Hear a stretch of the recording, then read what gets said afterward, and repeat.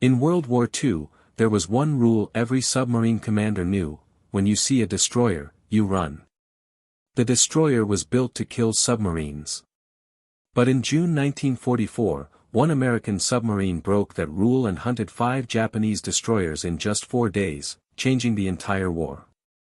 Before you watch full story, comment below from which country are you watching. Don't forget to subscribe for more amazing stories. In the history of naval warfare, there was one rule that every submarine commander knew by heart. When you see a destroyer, you run.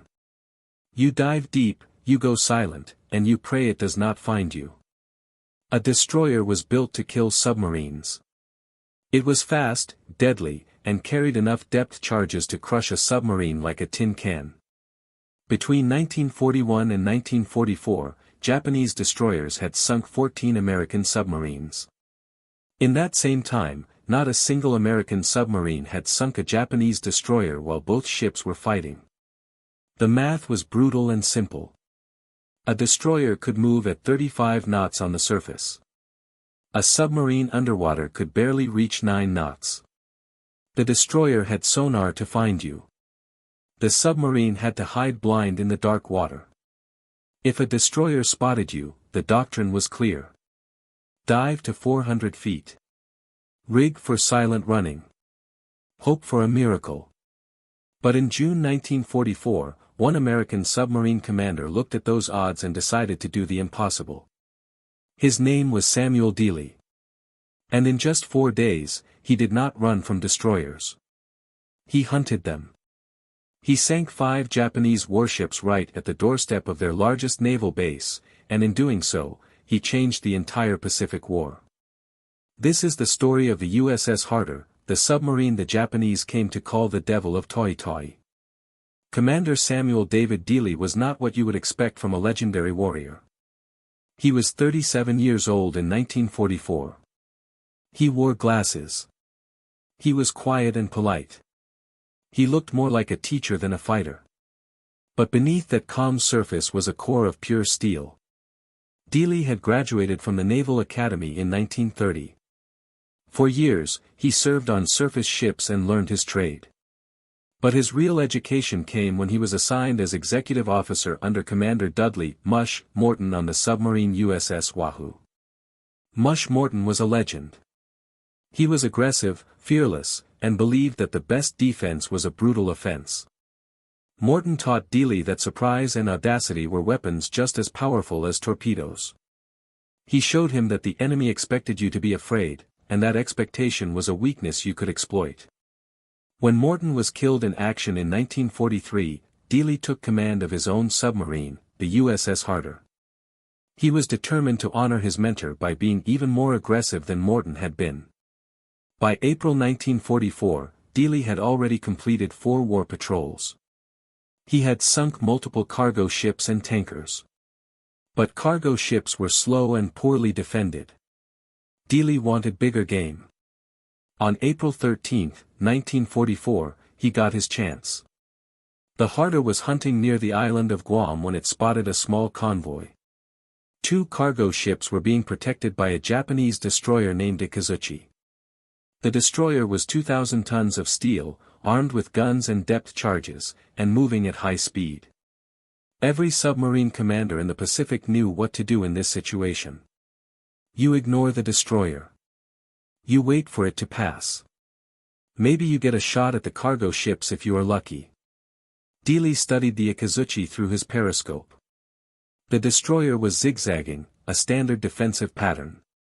It was trying to make itself a difficult target. The captain of that destroyer believed he was safe. After all, no submarine had ever attacked a destroyer head-on. Dealey made his decision in seconds. All ahead flank. Make ready the bow tubes. His crew could not believe what they were hearing. The captain was not running away from the destroyer. He was charging straight at it. What Dealey was attempting had a name in naval theory. It was called the down-the-throat shot. You aim your submarine directly at the charging enemy ship. You fire your torpedoes straight into its bow. Then, at the last possible second, you crash dive and hope you pass under its keel. If your torpedoes miss, the destroyer is in perfect position to drop depth charges right on top of you. If you dive too late, the destroyer's bow will slice your submarine in half like a knife through paper. No one had ever actually tried this in combat. It was considered suicide. The range closed fast. 1,500 yards. 1,200 yards. 900 yards. The Ikazuchi still had not realized what was happening. The submarine was supposed to be running away. At 900 yards, less than half a mile, Dealey gave the order. Fire 1. Fire 2. Fire 3. Fire 4. Four torpedoes leaped from the Harder's bow tubes and raced through the water at 46 knots.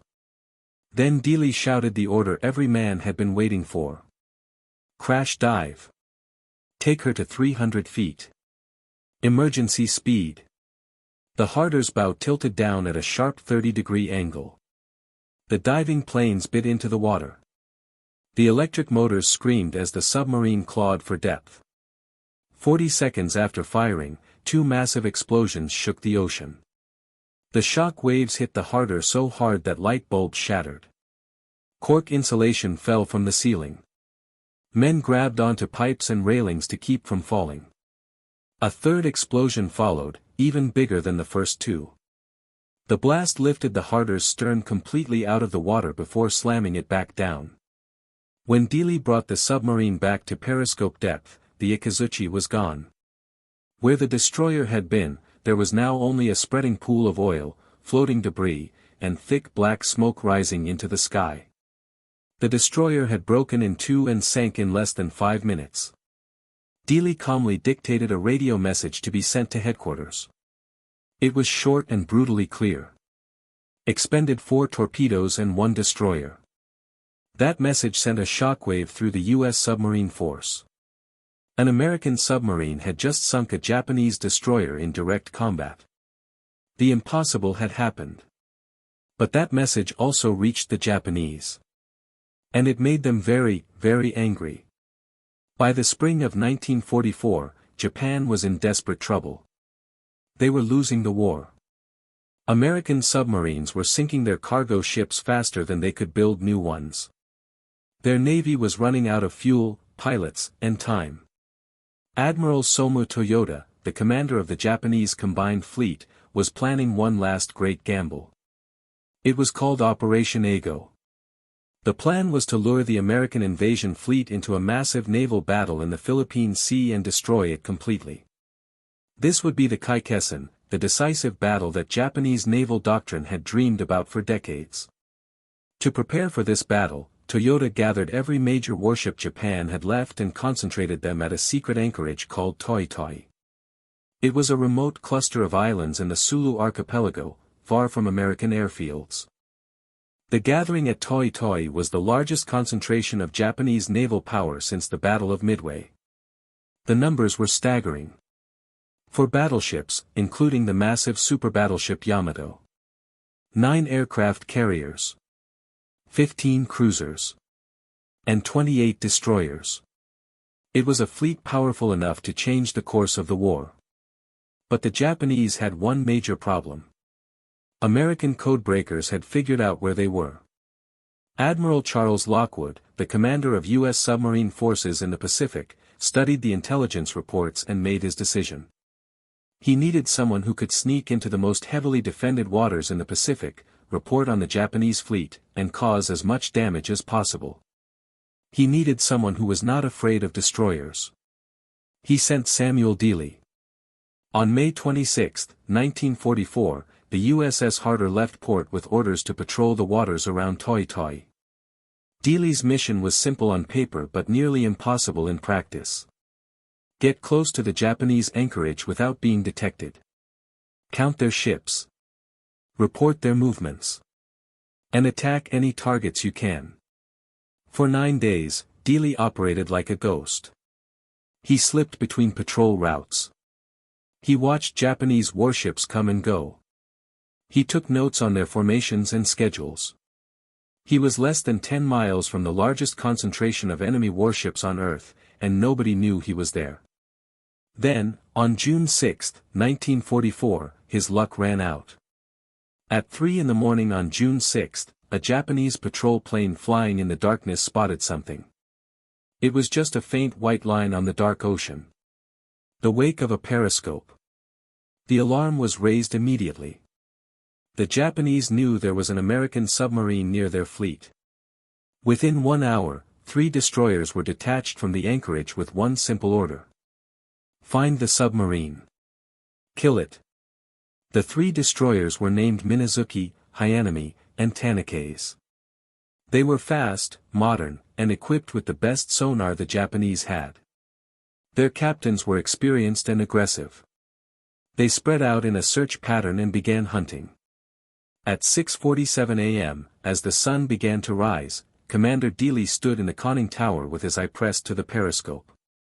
He watched as the 3 destroyers cut through the water, heading directly toward him. Any other submarine commander would have immediately gone deep and tried to escape. 3 destroyers hunting together was a death sentence. But Dealey studied them carefully. The lead destroyer, the Minazuki, was zigzagging as it approached.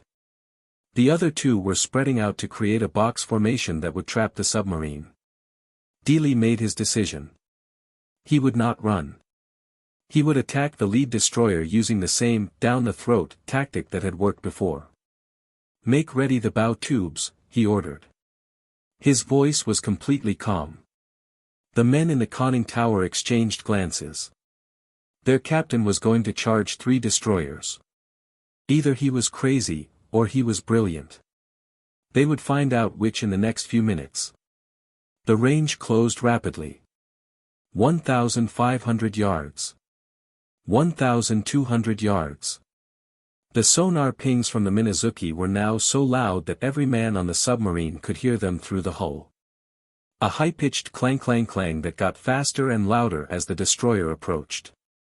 At 750 yards, Dealey could see the white bow wave the destroyer was pushing. He waited 2 more seconds. Fire 1.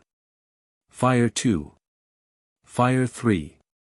3 Mark 18 electric torpedoes sped silently toward the Minazuki. Take her down. 300 feet. All ahead full. The harder pitched forward at a brutal angle. Men grabbed onto anything they could hold. The depth gauge spun wildly as the submarine dove. 40 seconds after firing, 2 massive explosions rocked the ocean. The shock wave hit the harder so hard that men were thrown to the deck. Light fixtures shattered. A third explosion followed, even more powerful than the first 2. When Dealey brought the harder back to periscope depth, the Minazuki was gone. There was only a column of black smoke, floating debris, and a spreading oil slick. But there was no time to celebrate. The other 2 destroyers, Hyanami and Tanakaze, were still out there. Dealey watched them through the periscope, expecting them to charge in for revenge. Instead, something strange happened. The 2 destroyers turned and ran away. They dropped a few random depth charges as they fled, but they were clearly panicked. Dealey realized what had happened. The 2 Japanese destroyers thought they had stumbled into a pack of American submarines, not just one. They were running for their lives. He let them go and slipped away into deeper water. When Admiral Toyota received the news at his headquarters, he was furious. One of his destroyers had been sunk right outside his main base. This was not just embarrassing. It was a disaster. He immediately ordered 6 more destroyers to join the hunt. By noon, the sky over Toi Toi was filled with patrol planes searching every square mile of ocean. Samuel Dealey, however, was not finished. In fact, he was just getting started. Dealey spent the rest of June 6 evading the Japanese search. Every time a patrol plane came close, he dove deep. He moved slowly to avoid making noise. The air inside the submarine became thick and hot. The smell of diesel fuel, sweat, and stale coffee filled every compartment. His crew was exhausted, but Dealey was reloading his torpedo tubes and planning his next move.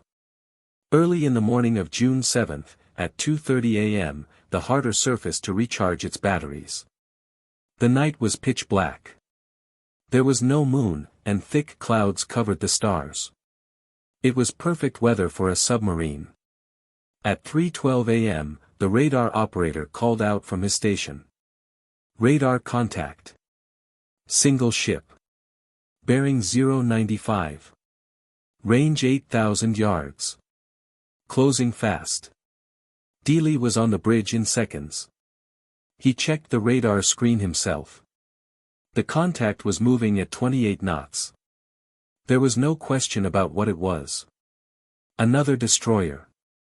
This was the Hyanami, one of the two destroyers that had fled the previous day. Her captain, Commander Hideo Koboki, had been searching for the American submarine all night. He was exhausted.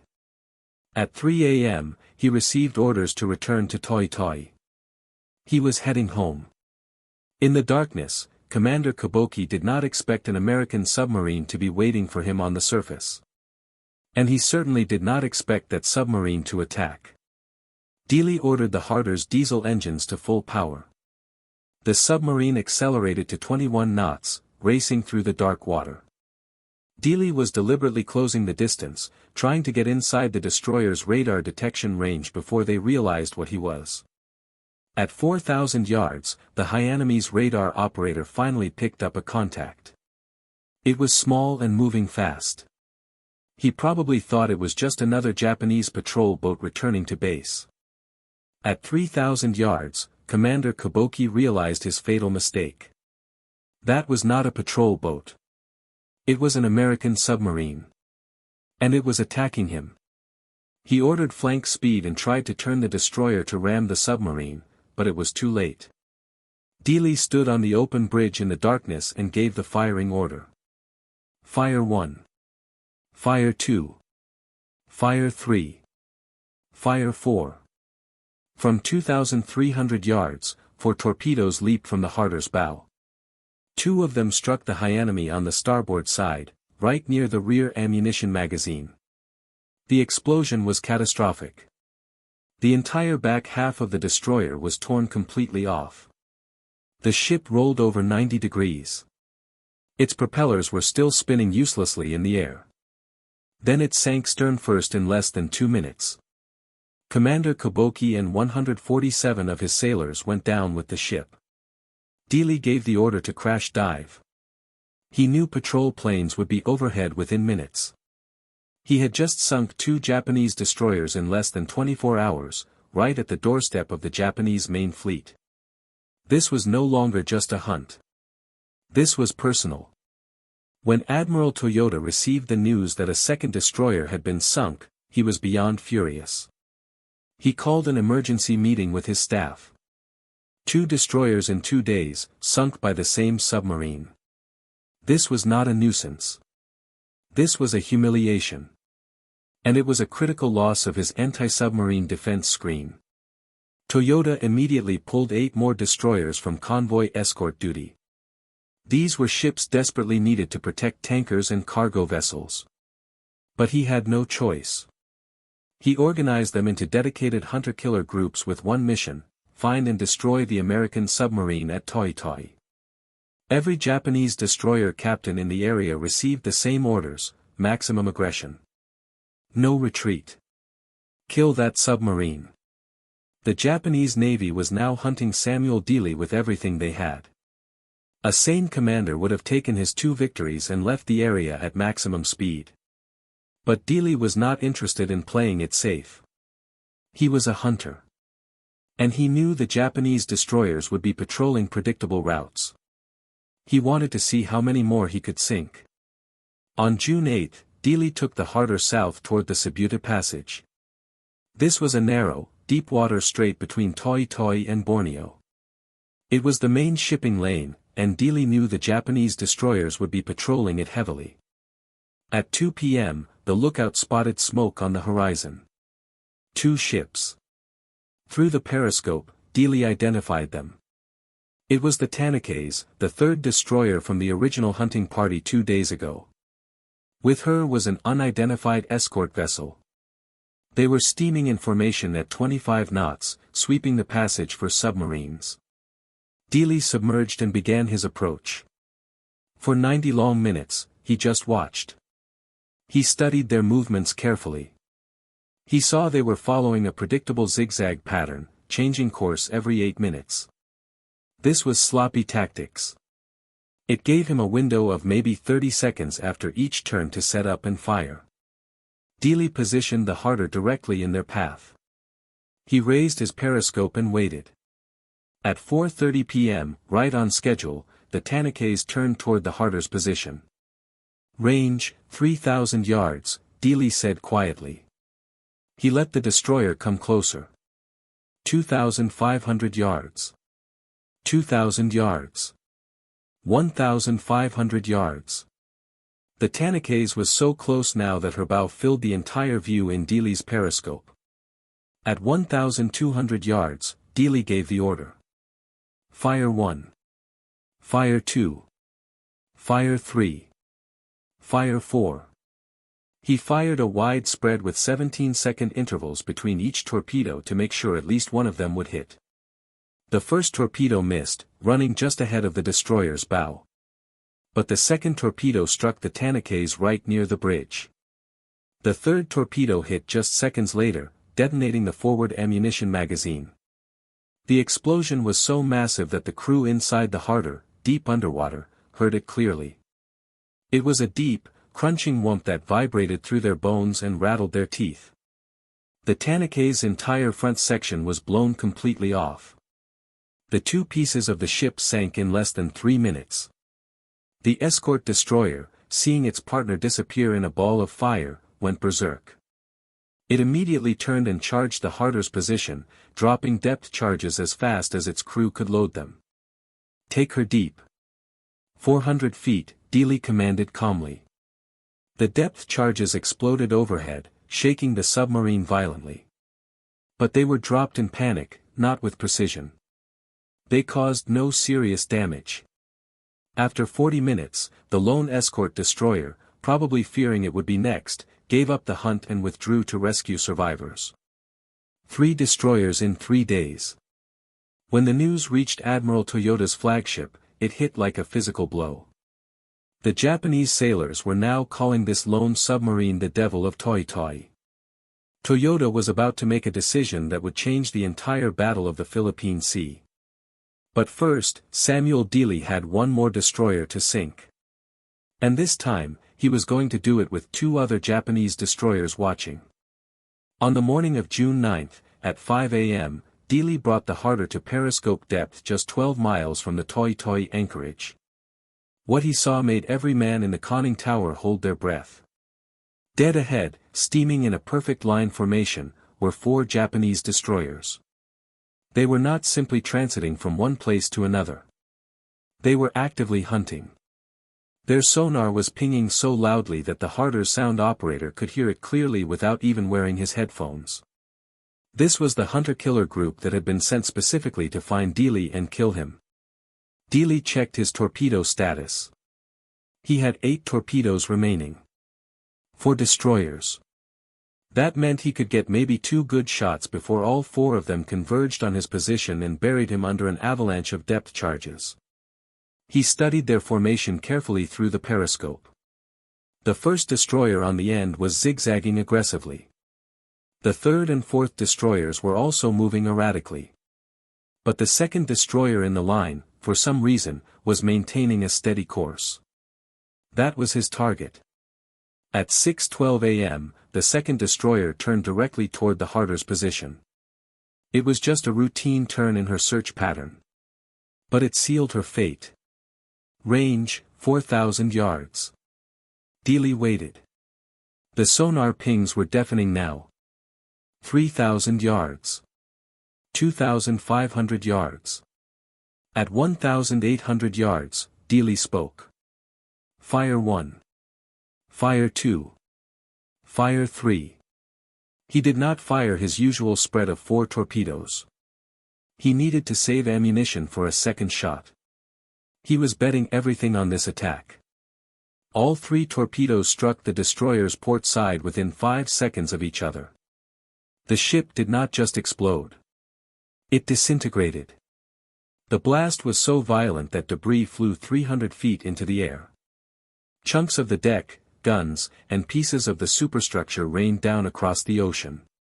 The destroyer rolled over and was gone in 90 seconds. The other 3 destroyers, witnessing this catastrophe, reacted with absolute fury. They immediately began converging on the Harder's last known position. But Dealey was not finished. One of the remaining destroyers, in its panic and rage, made a fatal mistake. Instead of coordinating with the other 2 ships, it broke formation and charged directly at the Harder's position at maximum speed. Dealey watched it come through his periscope. This destroyer captain was making the same mistake the Ikazuchi had made back in April. He was so focused on revenge that he forgot basic tactics. Come left to course 270. Make ready tubes 4, 5, and 6. Dealey was going to use the down-the-throat shot one more time. The range closed rapidly. 2,000 yards. 1,500 yards. The charging destroyer was now committed to its attack run. It could not turn away without exposing its side. At 1,200 yards, Dealey gave the order. Fire 4. Fire 5. Fire 6. 3 more torpedoes leaped from the Harder's bow tubes. Emergency deep. 500 feet. Dealey roared. The Harder's nose tipped down sharply and plunged. As the submarine dove, 2 massive explosions shook the ocean. Both torpedoes had struck the charging destroyer near its forward section. The destroyer's bow was blown completely off.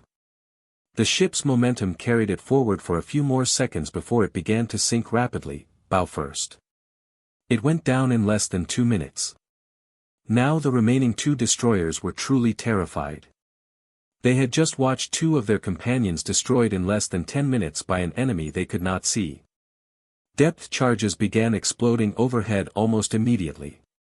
23 of them in the first 10 minutes. But they were dropping them wildly, in panic, not with precision. The explosions were bone-jarring. The lights in the submarine went out. The dim red emergency lighting kicked in. The hull plates groaned and popped under the immense pressure, making sounds the crew called the bends. A pipe burst in the forward torpedo room, spraying high-pressure seawater across the deck. But the crew worked in silence. They were veterans. They moved in the dark, repairing the damage, while the world outside their thin steel hull was nothing but thunder. For 2 solid hours, the 2 remaining destroyers hunted them. They crisscrossed the area, dropping charge after charge. But Dealey was just as good at evasion as he was at attacking. He kept the Harder deep and silent, anticipating their moves. Finally, the destroyers gave up. They probably assumed the submarine had been destroyed by the sheer volume of their attack.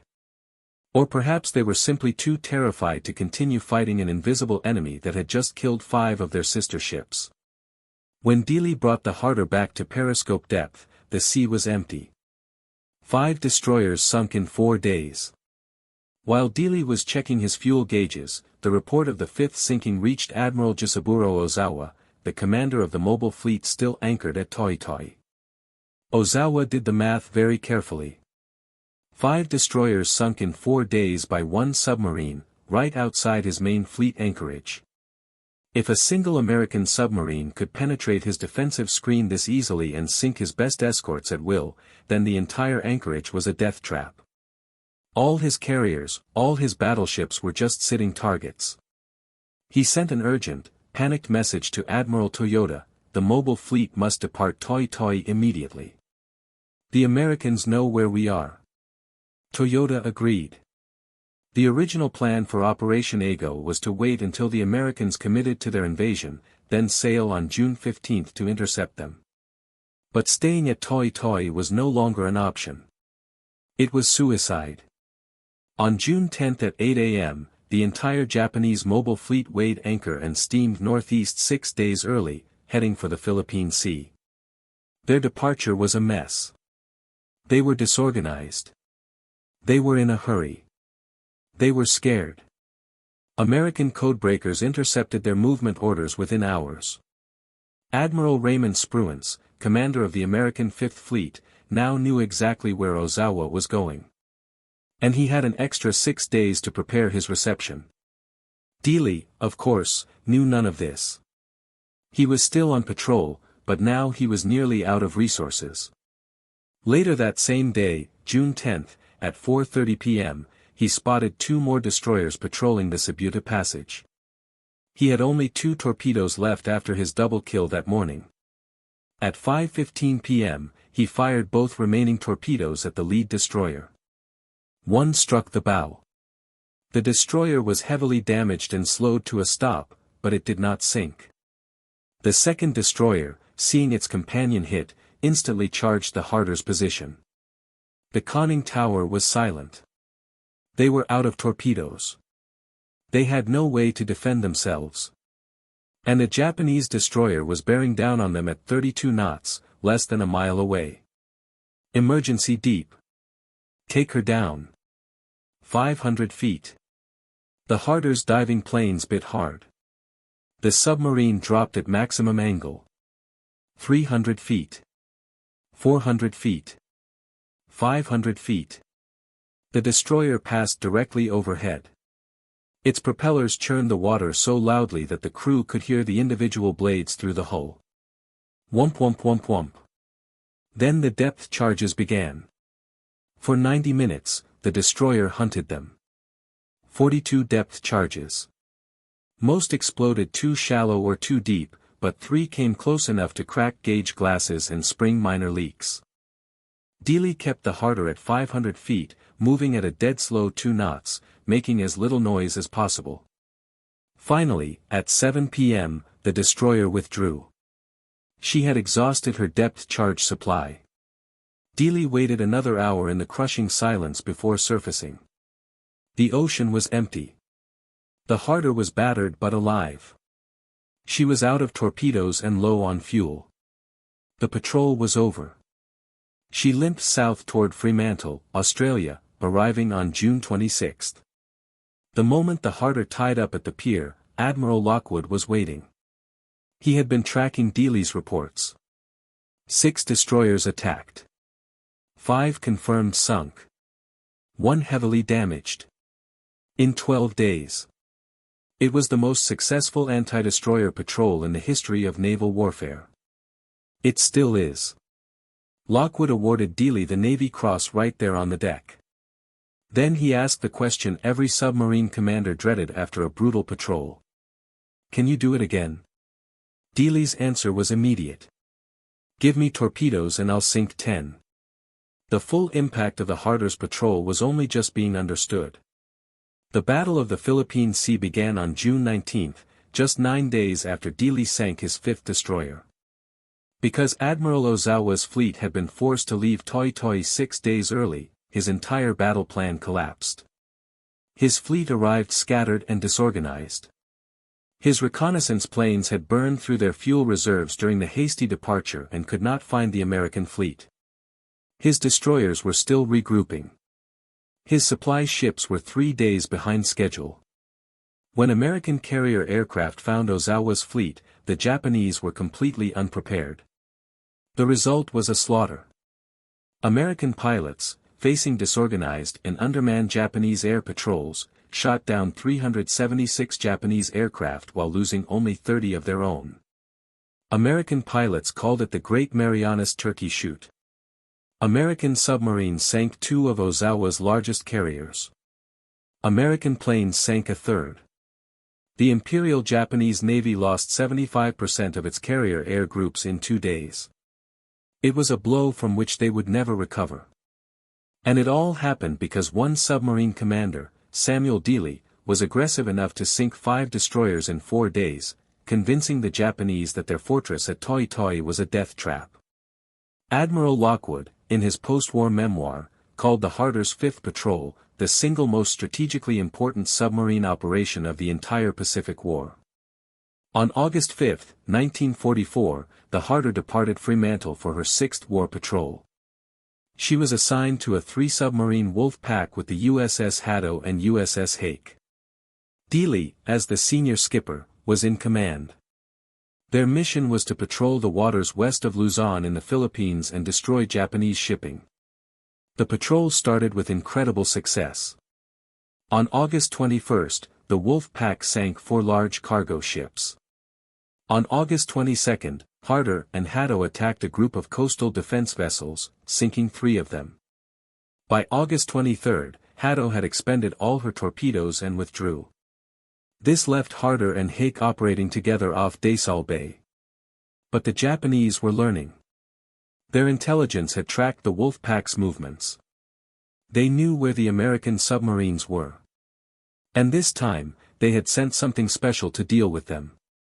At 4:53 a.m. on August 24, the USS Hake was submerged 4 miles off the coast.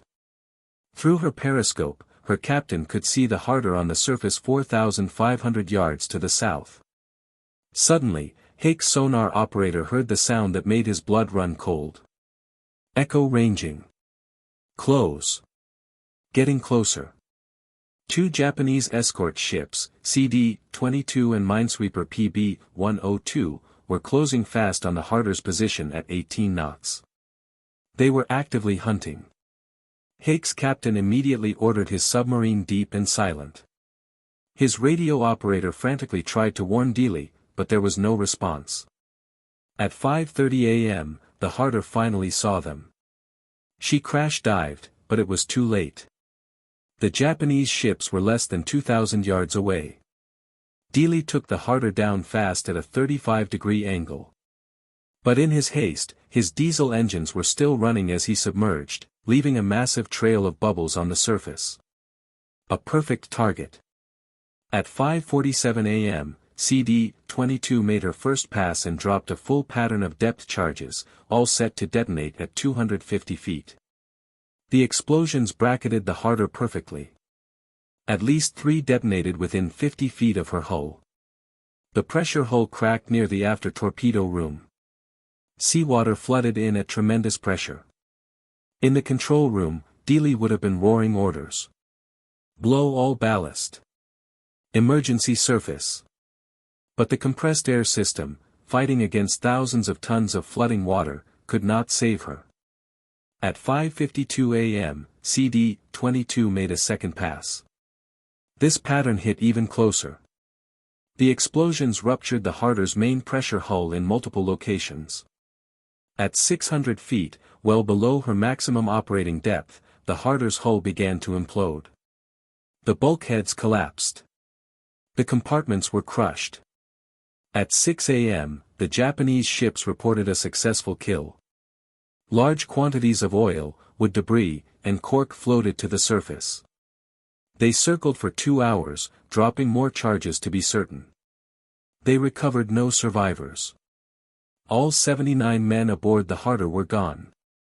Commander Samuel Dealey, the destroyer killer, had been killed by the very escorts he had taught the Navy how to destroy. The news of the Harder's loss was a devastating blow to the submarine force. But the damage to Japan was already done. The tactics Dealey had pioneered were now standard doctrine. Before the Harder's 5th patrol, submarines ran from destroyers. After, they hunted them. By the end of the war, American submarines using Dealey's down-the-throat tactic had sunk 214 Japanese warships.